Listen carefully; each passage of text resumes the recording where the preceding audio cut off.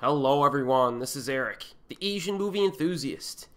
Now this is a video I've been wanting to do for years, and it's time to stop procrastinating. It's now or never. So after Parasite's recent victories at last week's Academy Awards, I think we need to talk about the Best Foreign Language Film Award, now known as Best International Feature Film. So grab some snacks and a drink, because we're going to be here a little while. I've always wondered why South Korea was never even nominated for this award before Parasite cleaned house. And that's exactly what we're going to talk about here this evening. In this video, I'm going to give my opinions on various aspects of that award, as well as Parasite's historic win. But the meat of this video is going to be a discussion of the last 20 years, 2000 to 2019. More specifically, who won the Best Foreign Language Oscar each year, what films South Korea selected as their official submission for each year, and whether or not I agree or disagree with both of these decisions. So this will be presented in a chronological format, as I always like to do. I'm quite obsessed with that. Now, I think this will be an interesting discussion because it'll give us some trends to look out for. What kinds of films win the award, which countries are typically victorious, who is to blame for the utter lack of South Korean nominations over the last 20 years? Stuff like that. So, for example, the Korean submissions are chosen by a special committee that is assembled by the Korean Film Council. So we're going to assess whether or not the council has selected the appropriate films for the Academy Awards consideration.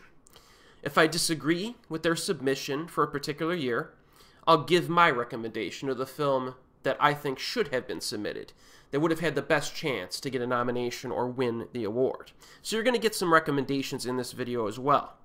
Now, one interesting side note, quite interesting, regarding the Korean Film Council, is that they got into a bit of trouble a few years ago when they were outed for blacklisting filmmakers and denying them public funding for years. Now, this was directly connected to government corruption as well, so we're not exactly dealing with the most moral of organizations here. But maybe they're good at picking films to submit to the Oscars. Or maybe their stupid blacklisting policies will result in some really bad decisions on their end when selecting those submissions. We're going to find out. But before we begin here, I have a few disclaimers. Okay, this is, of course, my personal opinion on the matter. This is all very personal opinion stuff, very subjective. So when I say that such and such a film is better than another film, it's just my opinion, of course. But I don't feel like saying, in my opinion, 1,000 times in this video, so just keep that in mind. I will not be reviewing all of these movies, because that would take forever in one video. The video would be like 5 hours long.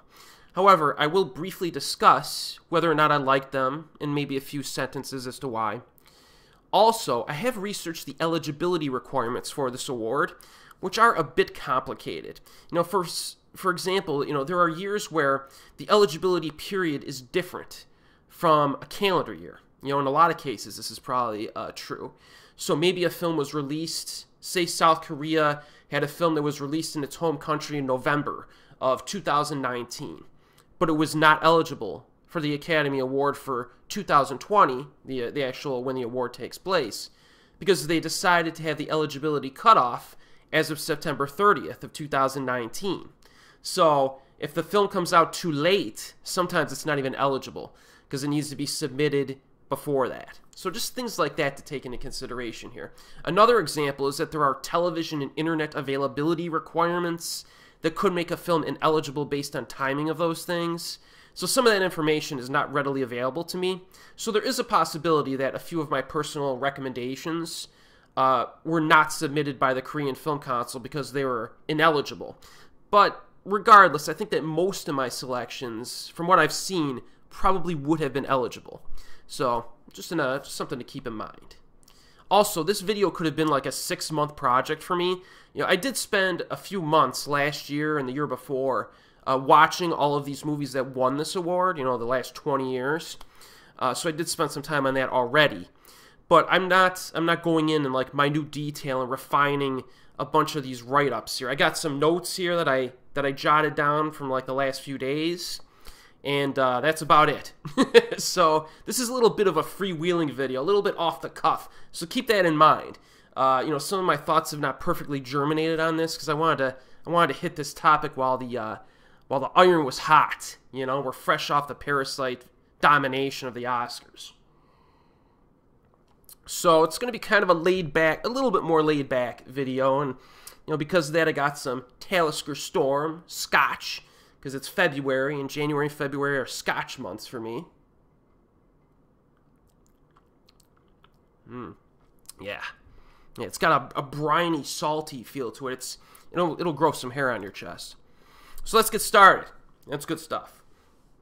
Let's start with the year 2000, and then go to the more recent years. The Oscar for Best Foreign Language Film was given to Crouching Tiger, Hidden Dragon from Taiwan. So a young Chinese warrior steals a sword from a famed swordsman and then escapes into a world of romantic adventure with a mysterious man in the frontier of the nation. I very much enjoyed the movie. I actually have it in my personal collection. Really entertaining stuff with some big-name actors, high-quality action set pieces, and a good story. Not my favorite Ang Lee movie. However, I would say Lust Caution is a better film overall. And most interestingly, Lust Caution was submitted for Best Foreign Language Film in 2007 by Taiwan, but the Academy deemed it to be ineligible. They forced ineligibility on it because it violated a rule, okay, that requires foreign countries to certify that their locals exercised artistic control over their submission, which was questionable in this case because it was kind of a multi-country project. I found it to be quite interesting. So Lust Caution, obviously, they basically retracted their submission. So that's just kind of an interesting side note there.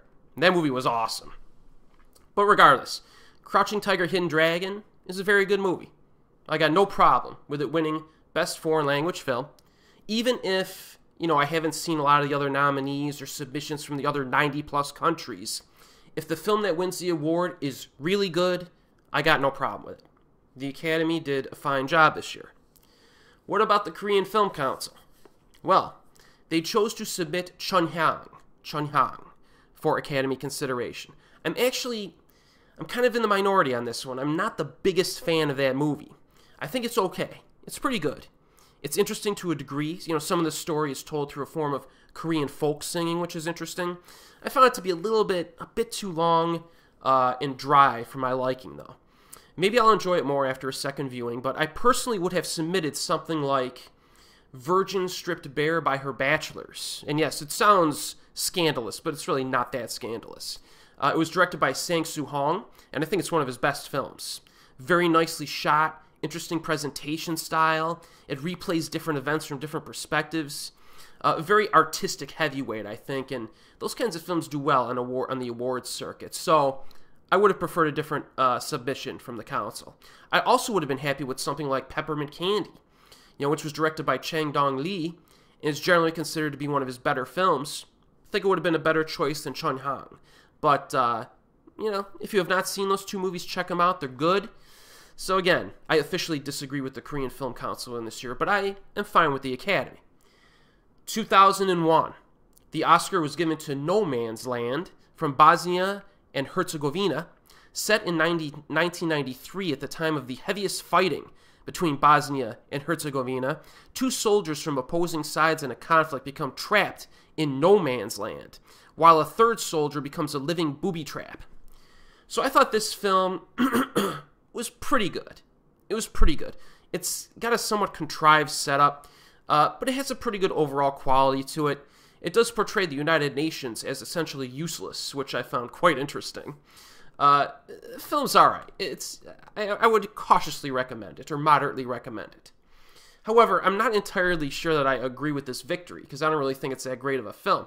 I did see Japan's submission for that year, a film called Go, which was a good coming-of-age story.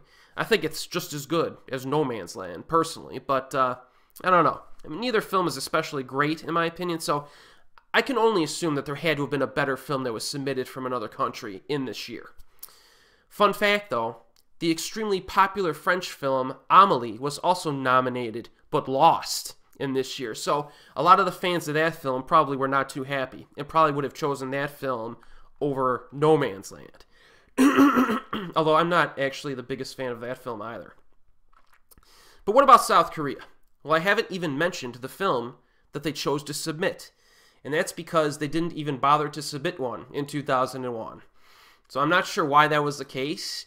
I mean, there was a film that's just ripe for awards consideration in One Fine Spring Day from director Joon-ho, which I reviewed on my channel not too long ago. That's a solid film. It just screams for awards recognition. So if I were them, I would have put that one forward. I don't know. I think that was kind of a blunder by the Korean Film Council, barring any reasons for ineligibility. So let's go to 2002. The Oscar was given to Nowhere in Africa from Germany. A Jewish refugee family from Germany moves to and adjusts to farm life in 1930s Kenya. It's a pretty interesting premise. However, I gotta say, the acting seemed kind of stiff and clunky in this. Some of the camera zooms and tracking shots and even the editing seemed a bit awkward at times. Certain parts of the music and scoring and some of the narration seemed a little bit too intrusive. So from a presentation standpoint, this film is pretty flawed in my opinion. In terms of story and characters, it's fine. It's fine. But not as good as I would expect from a film that would win Best Foreign Language Film, right? South Korea submitted Oasis for Oscar consideration, and that is a fantastic choice. I have a review of that film on my channel, and I agree with the Korean Film Council on this one, and I disagree with the Academy. So every year someone gets something wrong, right? So some people may prefer, you may say, well, why not Sympathy for Mr. Vengeance? May have been a good choice. It's a great film. I don't know, Oasis just has that social commentary angle that makes it, I think, a better choice. It feels more important as a film, right? At least in terms of how people, perceive the handicapped and stuff like that. Unfortunately, Oasis did not even receive a nomination from the Academy. Remember, Korea got no nominations until Parasite, so just keep that in mind. But I will hammer that in as a point. Now, 2003. The Oscar was given to The Barbarian Invasions from Canada. So during his final days, a dying man is reunited with old friends, former lovers, his ex-wife, and his estranged son. Again, this movie is just not particularly impressive to me. It's pretty good, but I felt like there wasn't even enough content for the main story, so they had to kind of chuck in some subplots and other stuff I didn't really think added much to the film. Also, there's a bit too much sex talk from these dudes. It kind of dilutes the quality of the dialogue. So I do not agree with the Academy on this one either. In fact, the South Korean submission, that never got nominated, of course, is a better film. Kim Ki-duk's, or Ki-duk Kim's, Spring, Summer, Fall, Winter, and Spring is a far better movie than The Barbarian Invasions. But it failed to even earn a nomination, of course, right? If you have not seen that movie, I definitely recommend it. Very contemplative and beautiful film about life. See, but here's where things kind of get depressing when you really start to think about this, if you really care about this stuff. Okay, so in 2003, Old Boy came out. Why was Old Boy not submitted by South Korea? Was it ineligible for some reason? I'm completely flabbergasted as to why South Korea chose not to submit Old Boy for Best Foreign Language Film and just make sure that it was eligible. I mean, this film was a huge hit at the Cannes Film Festival earlier that year, right? This isn't a situation where no one liked the film until years later. Everyone knew it was awesome as soon as it dropped. So, until proven otherwise, I simply have to consider this like a huge blunder in the history of South Korean cinema.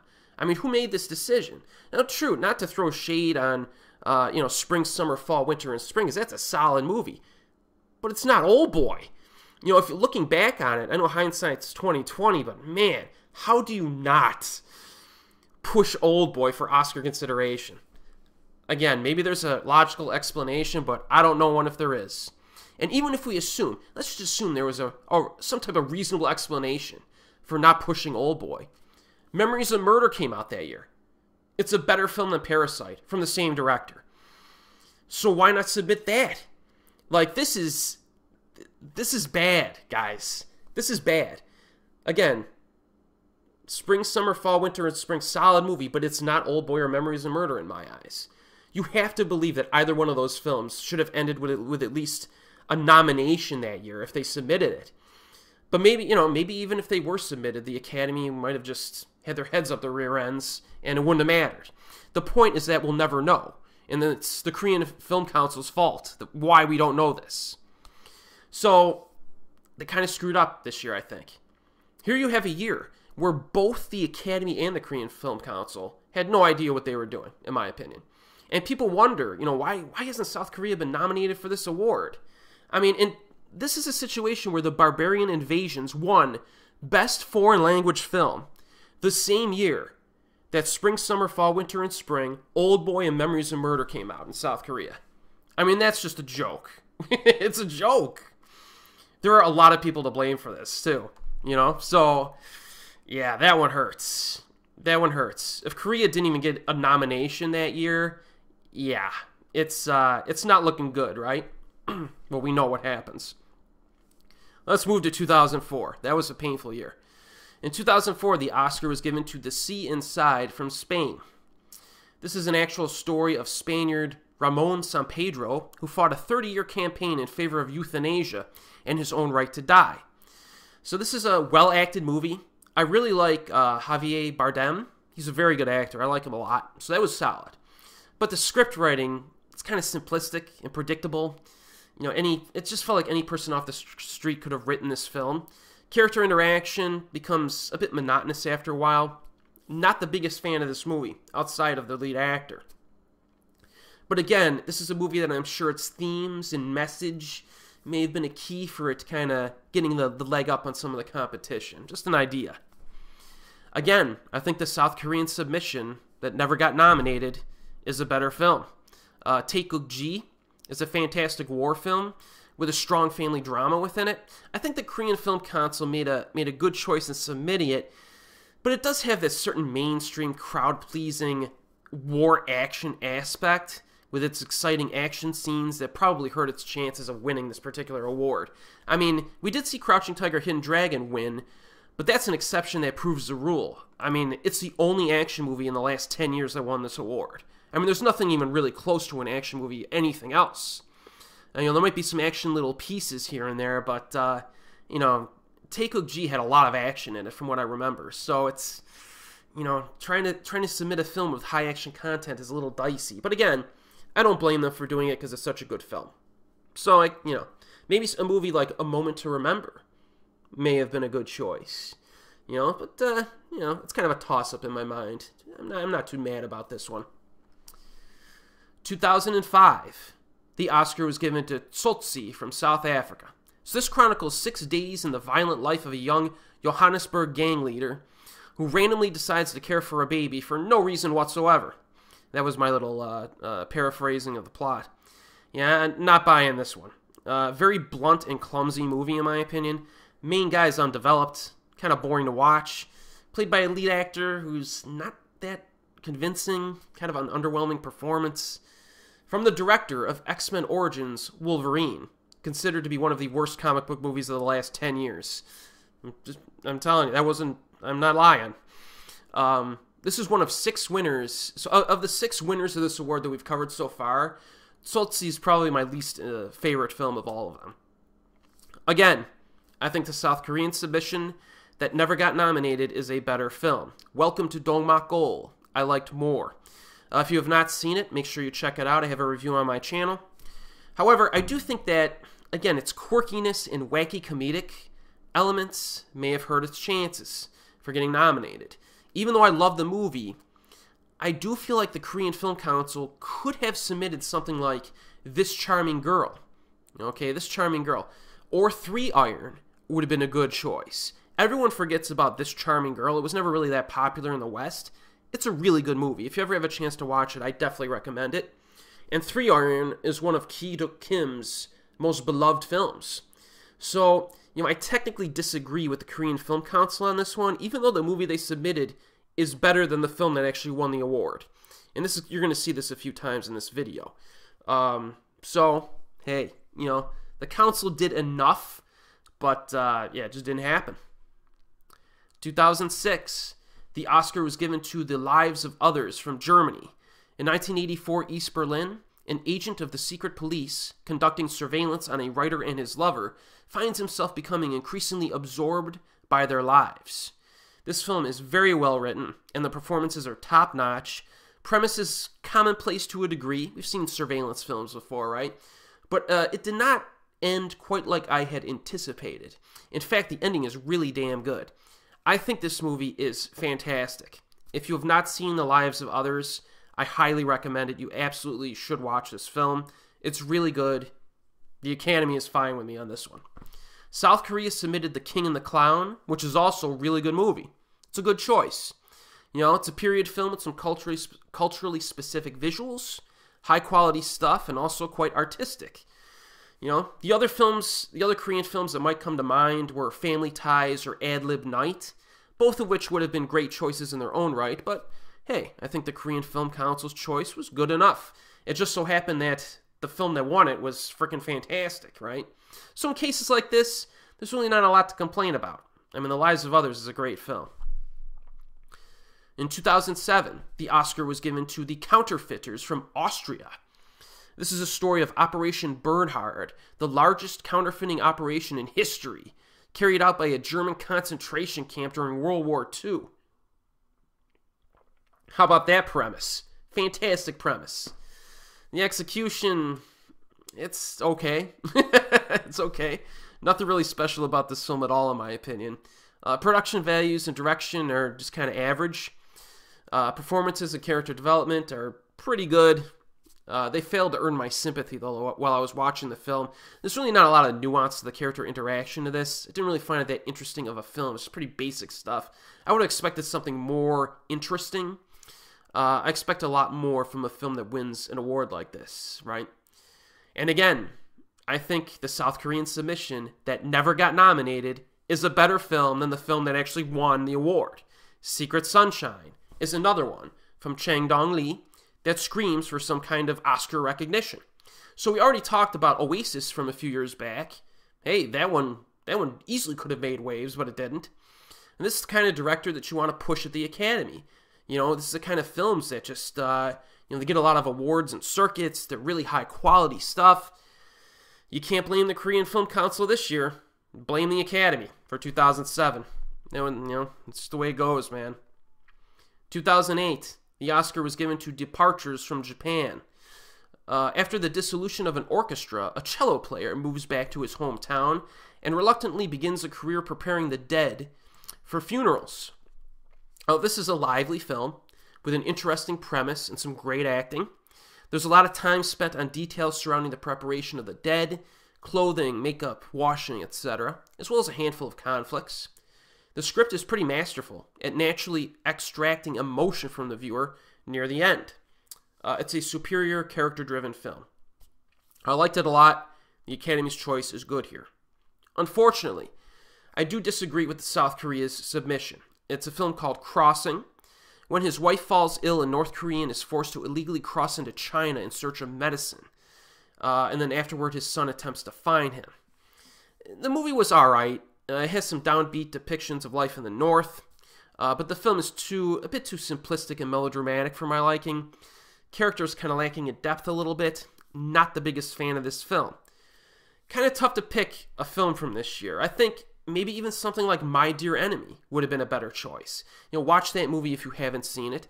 And yes, this is the same year that The Chaser came out. But a mainstream thriller that's like that violent, probably not the best choice for Oscar consideration. Memories of Murder is a different beast. It definitely leans more on the side of drama, and it had moments of traditional dramatic emotional resonance that you would see in like a Best Picture type film, right? The Chaser's an awesome movie, but I'm not sure the Academy would have been so receptive to it. So, my pick may have been My Dear Enemy, but I'm open to other considerations. 2009, the Oscar was given to The Secret in Their Eyes from Argentina. A retired legal counselor writes a novel hoping to find closure from one of his past homicide cases, which still haunts him decades later.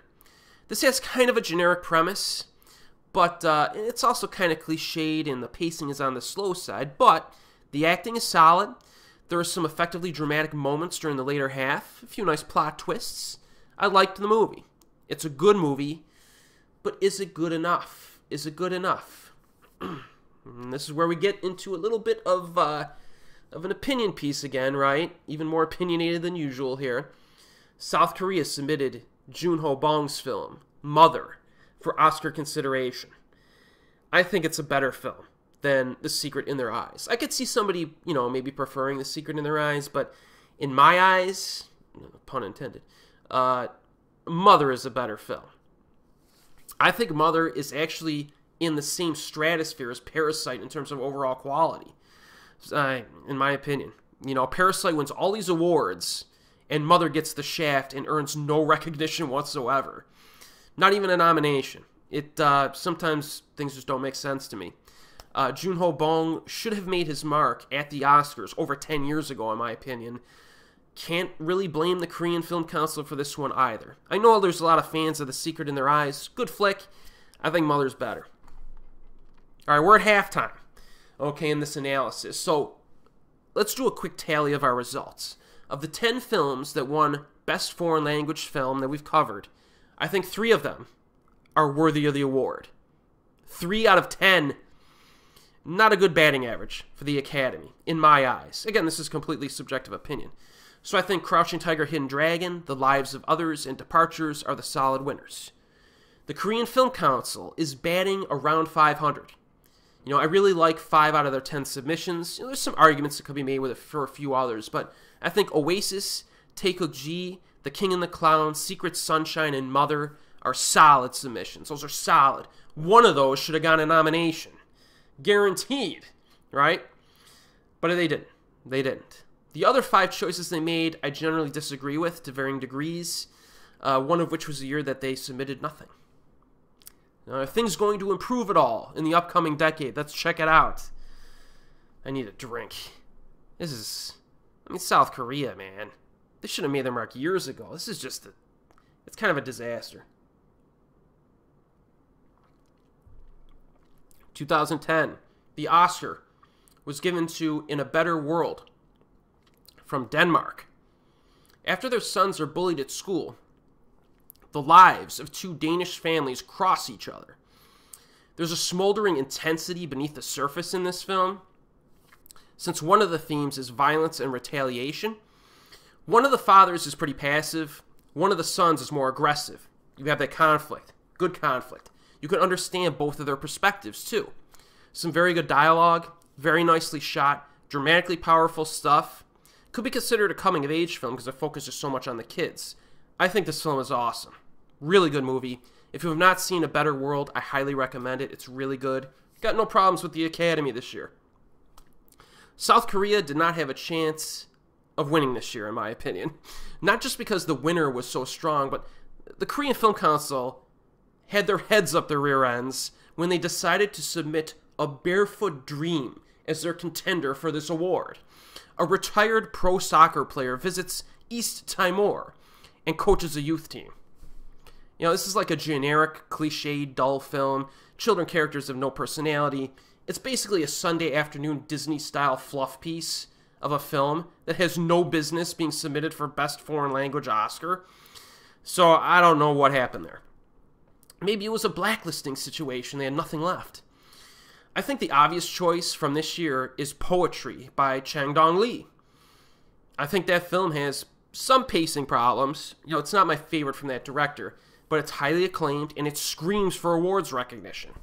This was a huge blunder by the Korean Film Council. Huge blunder. I understand that the last 2 films from Lee that were submitted were not nominated. Maybe they got cold feet and were like, let's just stop nominating this guy's, or submitting this guy's films because the Academy apparently doesn't care about him. But I still feel you got to put forward the most logical and high quality choice available. Poetry meets those qualifications. Even The Housemaid would have been a better choice than A Barefoot Dream. You got to be kidding me. Bad year. 2011, the Oscar was given to A Separation from Iran. So an Iranian husband and wife split up over his decision to stay and care for his aging father instead of leaving the country with his family. But his faithful choice to hire a stranger to do most of the caretaking breeds unexpected consequences. Now, this begins with a solid, unedited scene of intense dialogue that sets the stage. During the first half, there's a lot of focus on like the logistics and difficulty of caring for the elderly. Really good stuff. Story develops differently than I had expected, but the conflicts are expertly crafted.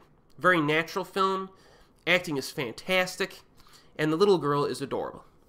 A Separation is phenomenal. I think it's a great film. If you have not seen it, you absolutely have to watch it. I got no problems with the Academy again this year. South Korea submitted The Front Line as their contender. Very good movie. I enjoy it. Solid flick. But again, it kind of leans a bit towards that action, the actiony vibe at times. May have hurt its chances here. I personally would have submitted Silenced, Bleak Night, or Re-Encounter instead. And remember, Silenced was very topical.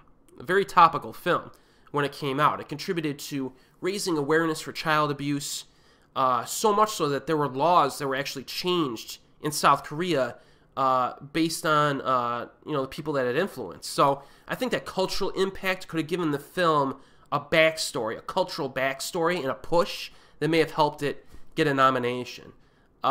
Beating A Separation is probably a long stretch, though. But there's a lot of things when you're dealing with Oscar races and stuff. There's a lot of things that are outside of the film quality itself that have an impact. And I think, Silence would have had a little bit of an extra bump given the situation surrounding it. But we have 2 years in a row where the Academy gave this award to an awesome movie. It's worthy of the title, so maybe the Academy was getting their act together.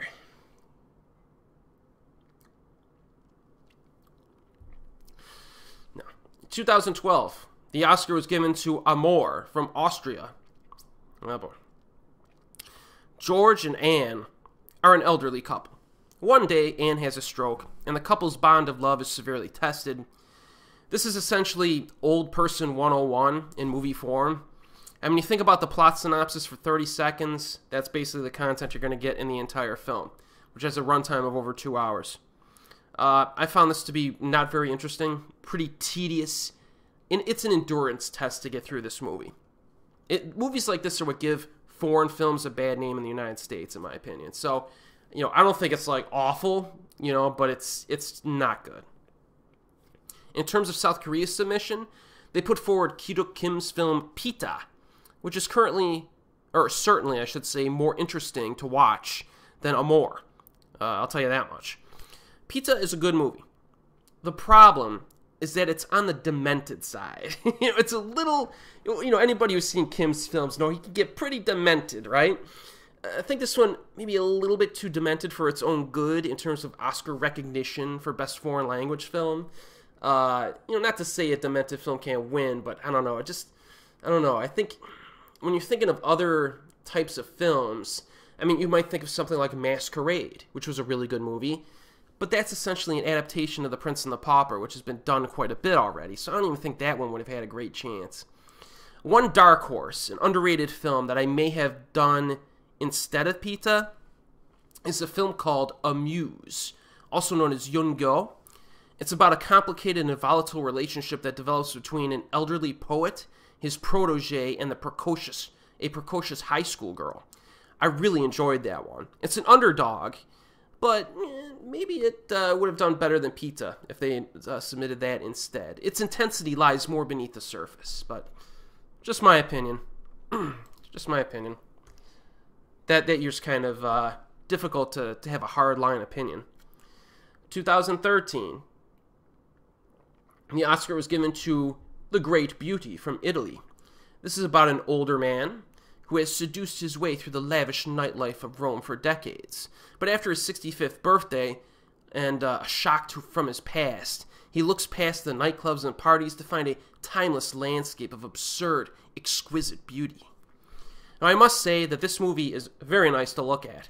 I could see myself rewatching it just to stare at it, like it's that good looking. But it does feel kind of unfocused. It lost my attention a little bit multiple times. Character interaction isn't really strong or interesting enough to drive a 141-minute film. It's just simply lacking in too many things to be deserving of an award like this, in my opinion. The Korean Film Council chose Juvenile Offender to represent South Korea.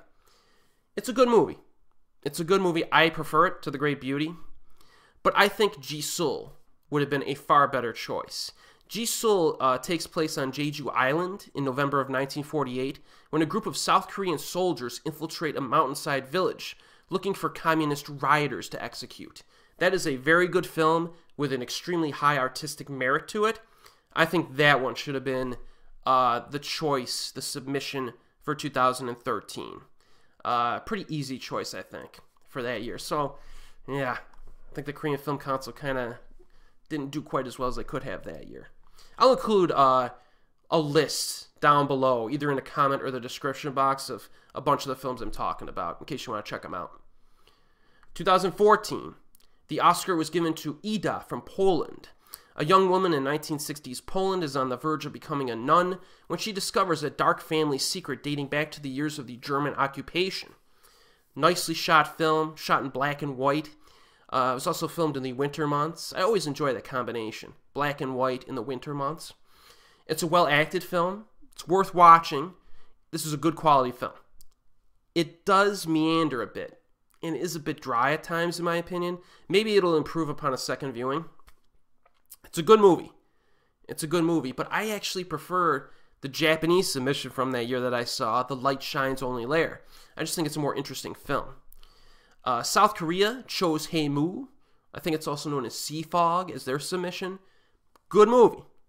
But I would have liked to have seen Han Gong-ju get a shot for that year. That movie is fantastic. I found that one to be more emotionally impactful than Hey Moo. And it's topical as well. You know, and topical films that deal with social commentary and stuff like that, sometimes they'll get a little bit of a leg up. You'll see.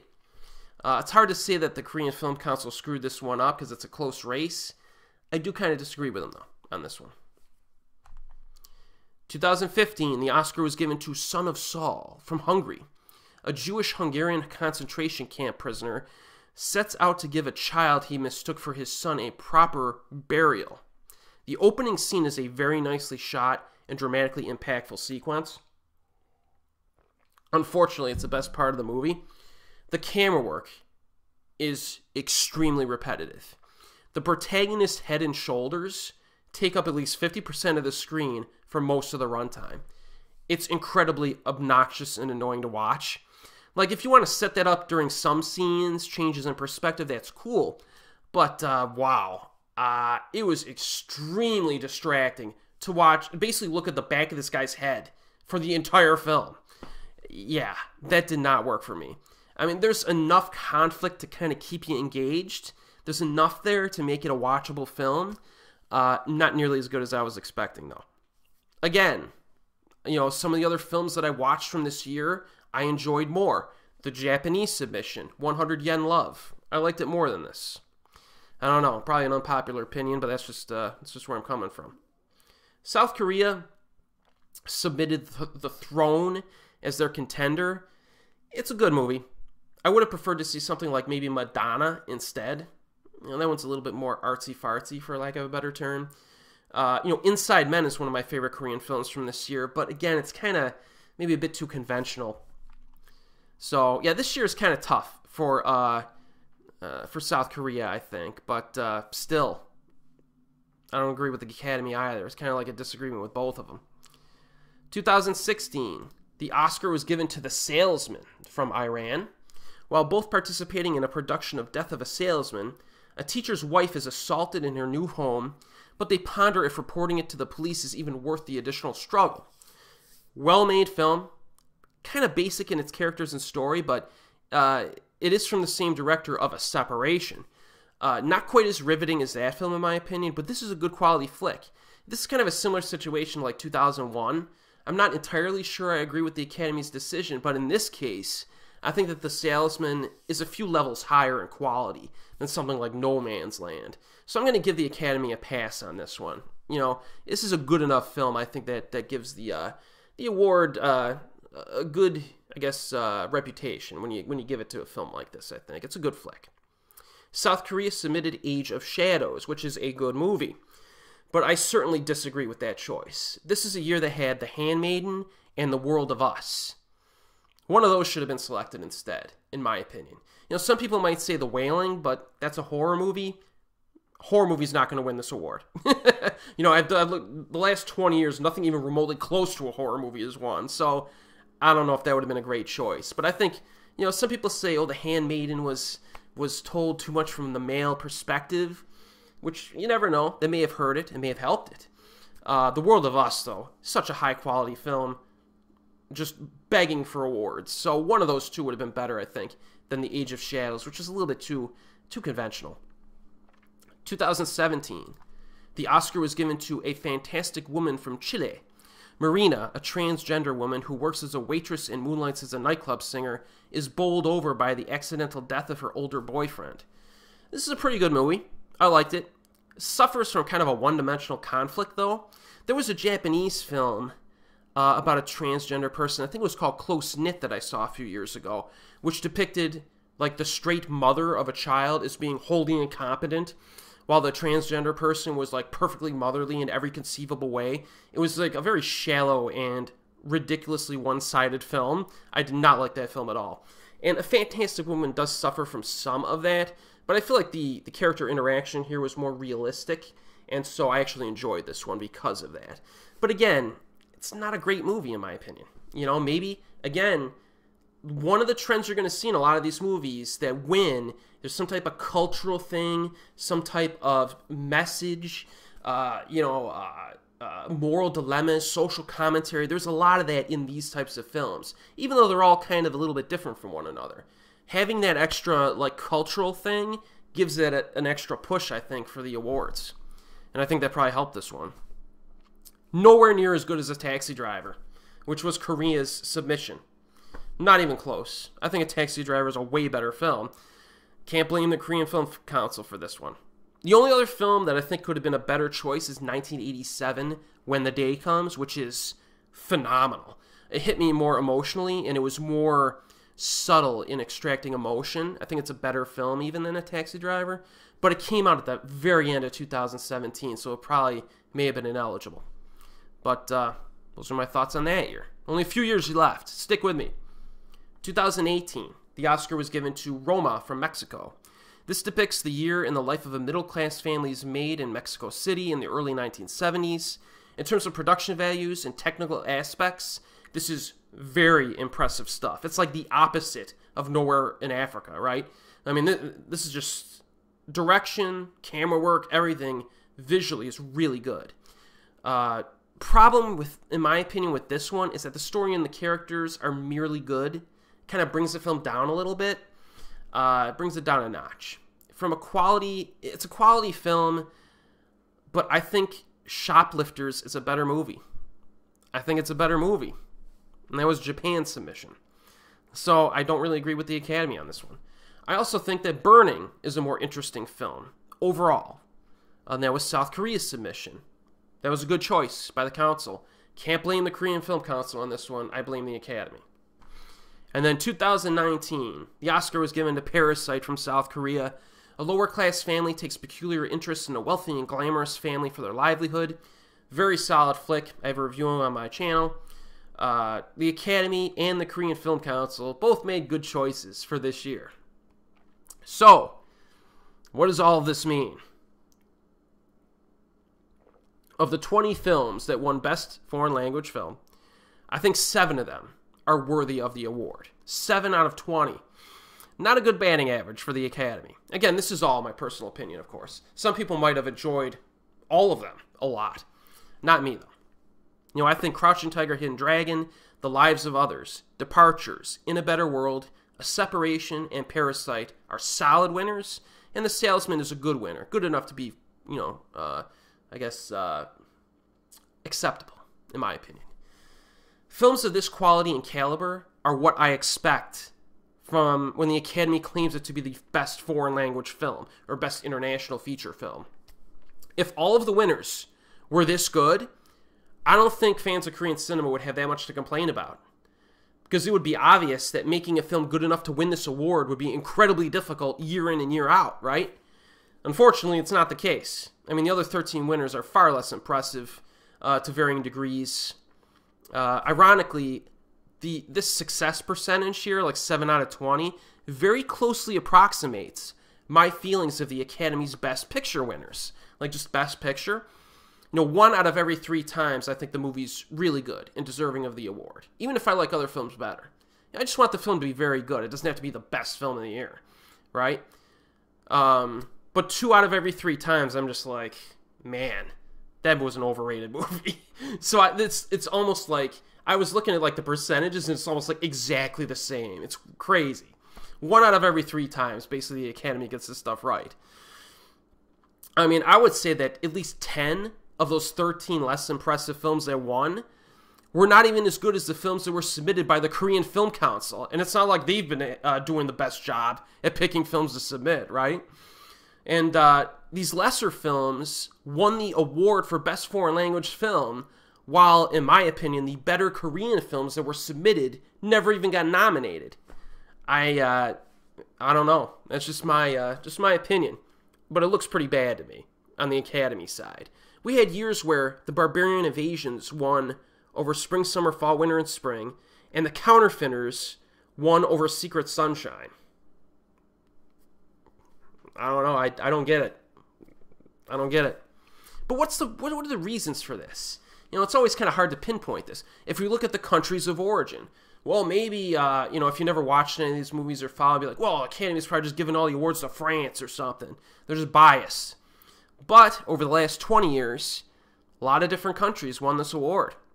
They've been dishing it out all over the place here, right? They don't seem to be biased towards one particular country, at least in terms of the ultimate winner of the award. I'm not sure about the noms, but it's not always been the case. All time for this award, Italy has 14 wins.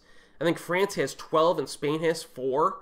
So, like, those 3 countries alone have 30 wins. Compared to East Asia, like the East Asian sector that I review for my channel, Japan has 4 wins, South Korea has 1, and Taiwan has 1.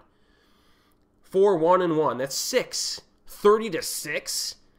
I mean, come on. I mean, especially with Japan's rich history of filmmaking. Although I did do a quick skim of Japan's submissions, and yeah, they may have some morons over there who don't know which films to submit for each year as well. They might actually be even worse than South Korea in that regard. I don't know what's going on over there. I mean, just from a quick skim, yeah, I don't know what the heck they're thinking over there.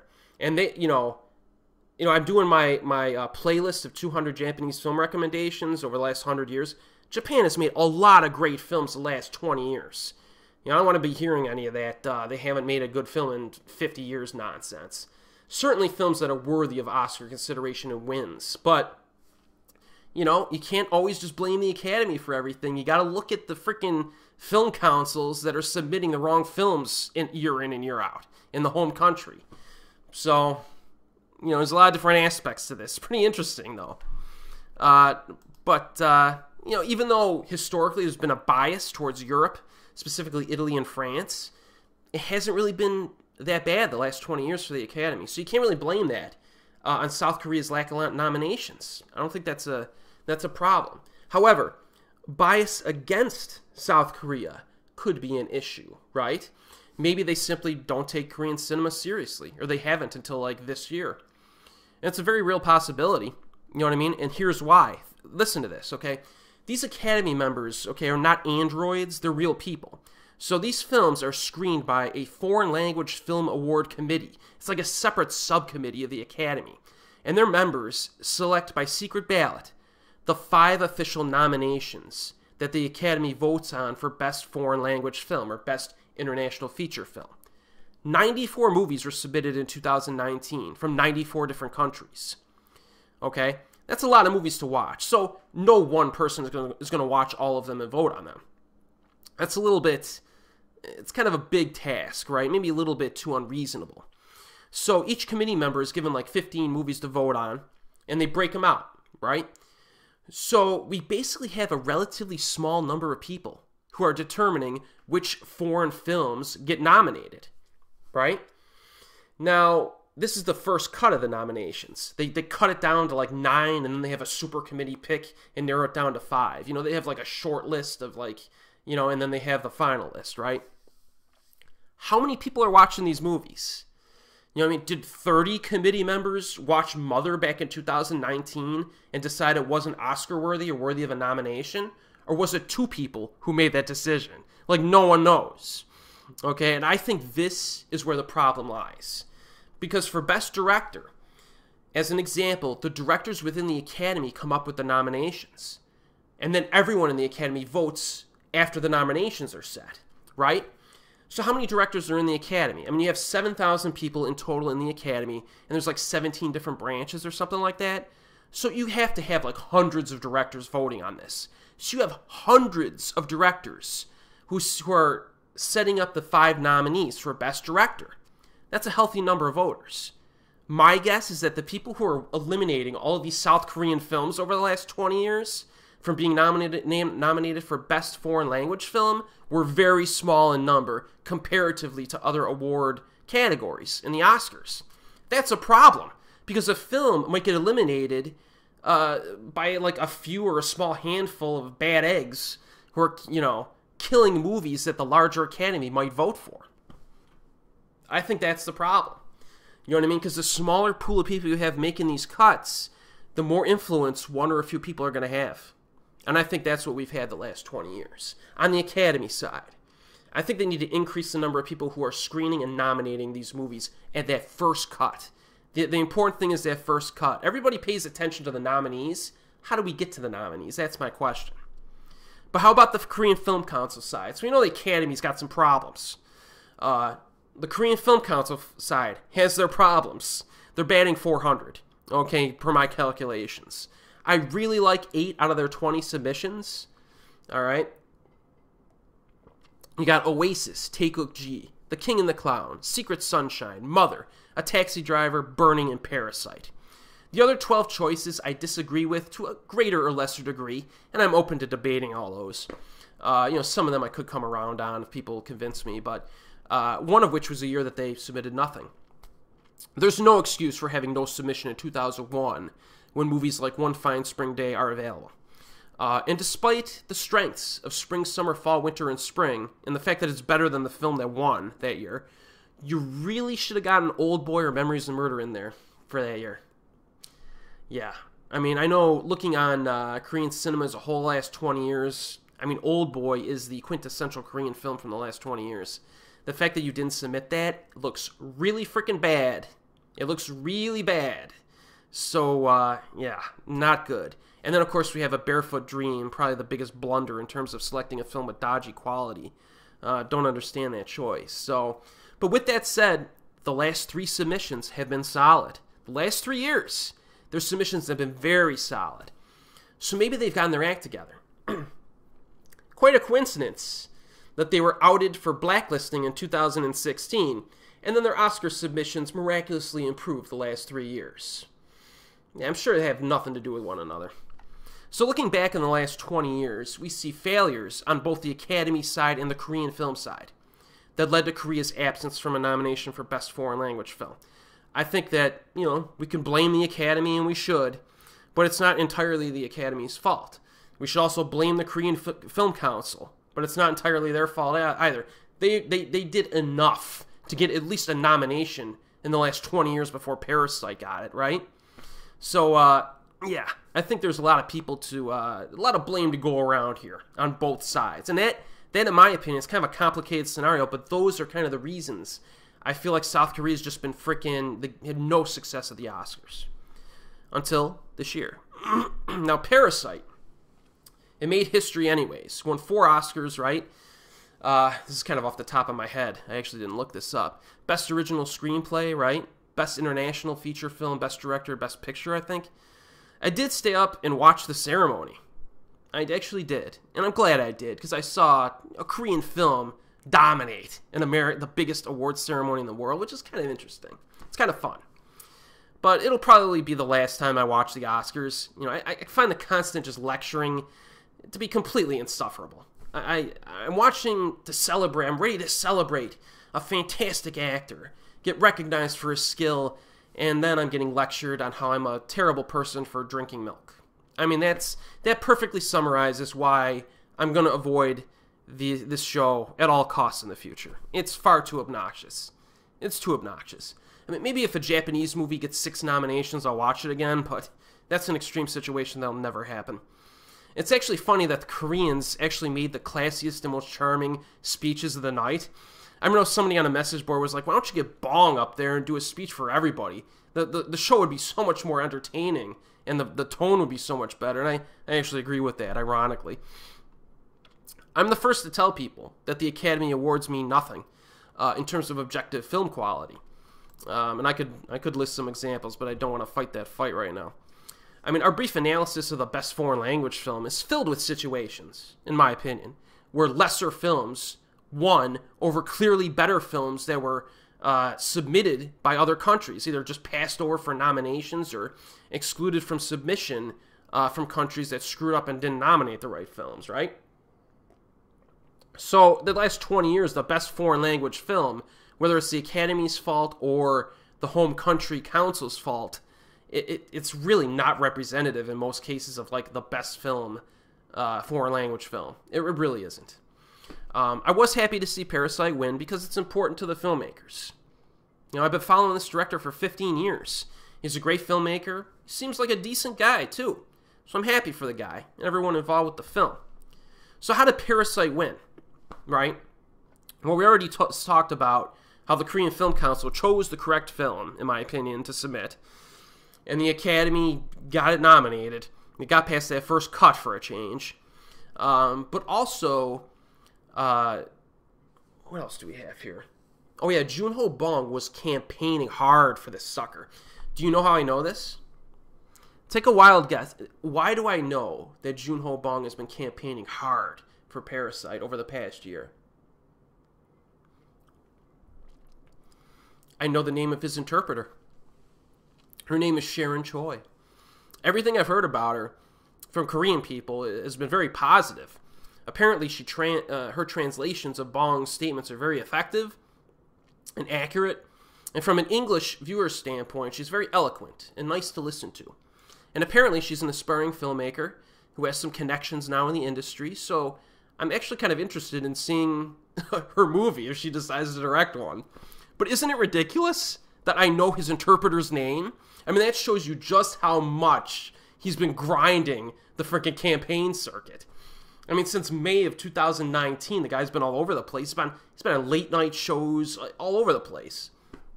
Winning an Oscar is kind of like running for election, for political office.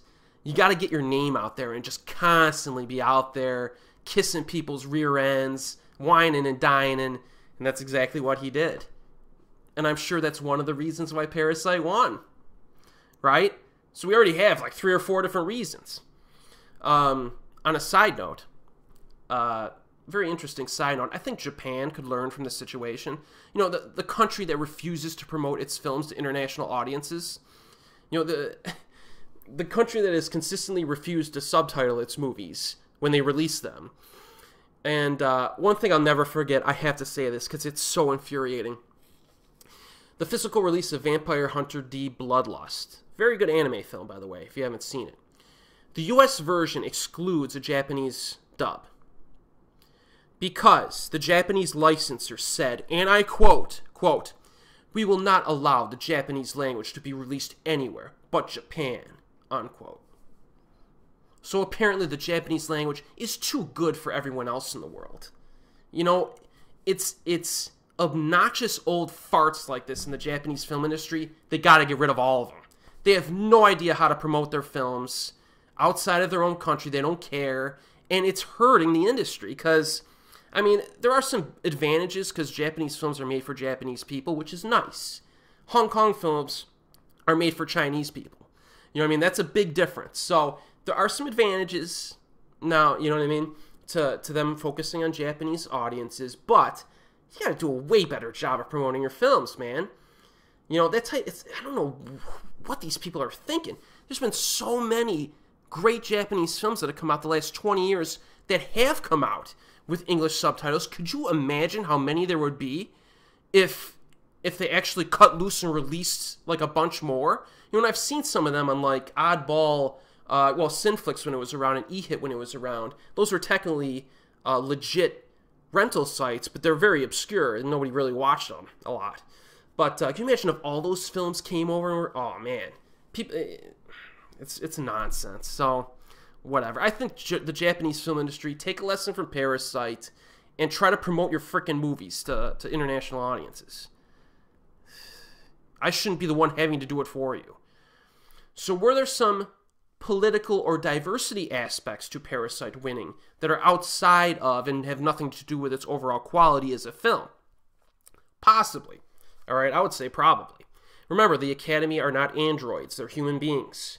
Were there some Academy members who were voting and said to themselves, man, we're taking some flack again for lack of women and diversity in all these nominated categories. Maybe I'll vote for this Asian movie, Parasite. What is it, Japanese? I've heard Japanese movies are good, right? They had that Kurosawa guy or whatever. I'll vote for that one. I'm telling you, I would not be surprised if some Academy members voted in that way. All right. People don't want to hear that, but denying the possibility of this having an impact on it winning, I think, would be naive to say that had no impact at all. So there's a bunch of reasons why Parasite won. Some of which I probably haven't even brought up in this video. But again, this is kind of at the top, off the top of my head. Will Parasite's win increase interest in South Korean cinema? I think Bong's career is highlighted now. It's cemented in the annals of history, which I'm happy about. I'm happy for the guy. His next film is going to get some attention. Heck, they might even nominate him for Best Foreign or Best International Feature Film just because he made it. It might not even be a good movie. You know what I'm saying? So, I'm sure, it could happen. Could happen. I think that Parasite could be a gateway film, the same way Oldboy was back in the early 2000s.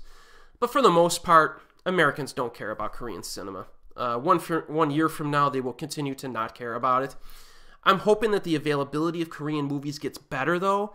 A lot of movies out there that I even have in my collection, the Region 3 Korean releases with English subtitles, aren't available anymore.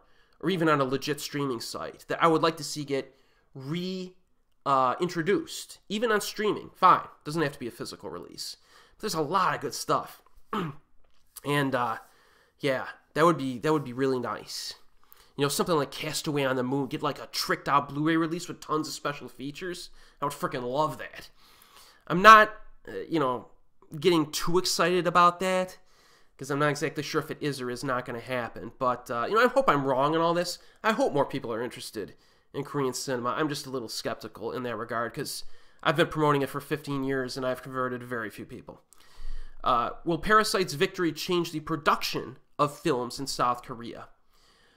I would like to see a strengthening of the indie and lower budget, mid-budget scene in that country. The indie scene in the 2000s was very strong. Like, I used to do a thread on message boards, like Korean films you should watch that are not mainstream or something like that. And I'd load it with tons of great recommendations. And I found that as the 2010s moved along and I tried to keep up the list, it was getting more difficult. It was... there's still a bunch of lower budget films, but they don't seem to have the same overall quality that they had in the 2000s. And maybe some of this blacklisting nonsense probably had a lot to do with it. The directors who were talented and had something to say that maybe the, government administration didn't approve of, those were the directors that should have gotten the money to make films, right? And they didn't. So I'm guessing that's one of the problems in that. But I would like to see a strengthening back in that. Divvy out more money to these by talent, not by what your political leanings are. Should films that are nominated, here's a good one, for Best International Feature Film also be eligible to win other categories like Best Director at the Oscars?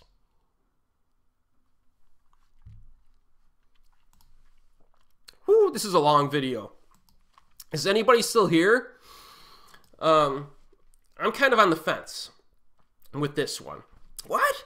I'm on the fence? Isn't this a completely ridiculous idea? I don't know. I don't think so. It's not something people want to hear. But I think this opens up a huge can of frickin' worms. that will help to delegitimize the Academy Awards even more than they already are. I mean, they're enough of a joke as it is, and it's going to get worse with this. You'll see people defend this by saying that, well, you know, and I've heard people say this, well, if a foreign country makes a movie that's good enough, it deserves to be nominated, right?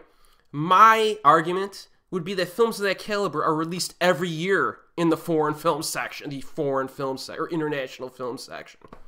Why wasn't A Separation nominated for Best Picture back in 2011? Are you saying that Extremely Loud and Incredibly Close is a better movie than A Separation? I would like to see that argument. There you go. Can of worms just opens right up. Anytime an international film is not nominated for Best Picture, at least one, it's going to give the impression the Academy is stupid and not watching enough international films or taking them into consideration. I mean, it's the same in the acting categories. I mean, can you imagine if no international film is presented in one of these categories next year? I mean, we've covered, it's true that corruption exists in these countries, and some countries don't even nominate, they don't care about nominating the best film to win. They just, there's nepotism and government connections and all kinds of crap. You know, maybe they submit a film that's garbage just to make the film, you know, the director is the brother of the president or something, you know what I mean? But you're telling me that 94 countries are submitting films and none of them had a single performance that's worthy of Best Actor, Best Supporting Actor, Best Actress, or Best Supporting Actress? I'll tell you, you're full of crap, all right? So, can of worms opens right up. So, it's going to cause more problems and inconsistencies within a system that is already riddled with problems and inconsistencies. But, too late now. Parasite swept up. The Pandora's box is open. So, it'll be interesting to see how people who really care about this stuff react to it in upcoming years. My guess is that no one's going to care. If they decide not to nominate a foreign language film or an international film for Best Picture for the next 20 years, I don't think many people will care. But there will be people online that do care that are going to be complaining about it. But regardless of all this nonsense that's attached to all of this stuff, you know, it is interesting to look at this stuff, try to figure out what's going on. You know, I don't think anybody on YouTube has attempted to do this with Korean films and their submissions. I don't know. I thought it's kind of interesting to look at. You know what I mean? I mean, who knows? Maybe I'll do Japan one day. But Japan, oh man, that would be tough. I mean, I guess I could do the last 20 years. But Japan has such a rich history. I feel like I'd have to go back further. And that would take a long time. But we'll see. We'll see. Hopefully this video was somewhat interesting to you. And give me your opinions. I mean, this was a very subjective analysis, really. You know, this isn't my, you know, Death of J horror video where I was just laying down objective facts like freaking crazy, right? So if you like most of the films that won, you know, that's cool. You know, if you feel like South Korea really dropped the ball and didn't really nominate the best films for almost every year, it's fine. If you don't like Korean films, whatever. But you know, let me know your thoughts. Why not? Give me an idea of what you think. Am I completely off base or what? But have a nice evening. Hope you enjoy the video. I hope I wasn't too off the cuff and sloppy. But it was a good discussion, I think. And as always, I'll see you next time.